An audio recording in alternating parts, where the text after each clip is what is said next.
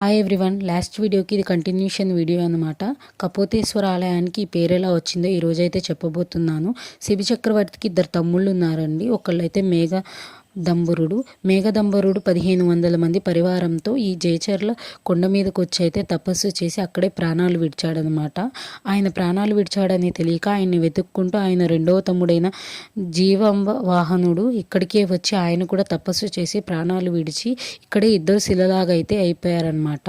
శిబి చక్రవర్తి ఆ విషయం తెలియక తమ్ముళ్ళని వెతుక్కుంటూ ఈ జయచర్ల గ్రామానికి వచ్చి ఇక్కడే ఆ తమ్ముళ్ళు ఇలా శిలల్లాగా అయిపోయారని తెలుసుకొని వాళ్ళ ఆత్మ శాంతించాలని 100 యాగాలైతే తలపించాడు. 100వ యాగం అప్పుడు శివుడు, బ్రహ్మ, విష్ణువు వీరి ముగ్గురు కలిసి ఆయన భక్తిని తెలుసుకోవాలని చెప్పి శివుడేమో వేటగాడిలాగా, అలాగే బ్రహ్మ ఏమో బాణముగా, విష్ణుమూర్తి ఏమో కపోతంగా అయితే ఇక్కడికి వచ్చారు.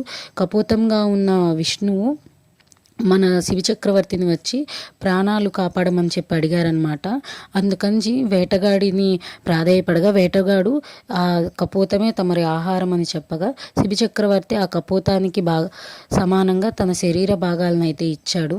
అది కూడా చాలలేదని చెప్పి తన తల నరుక్కొని ఇక్కడే ప్రాణాలు విడిచాడు. అందుకని చెప్పి ఆయన గుర్తుగా దీన్ని కపోతేశ్వర ఆలయంగా పేర్కొంటూ ఉంటారు.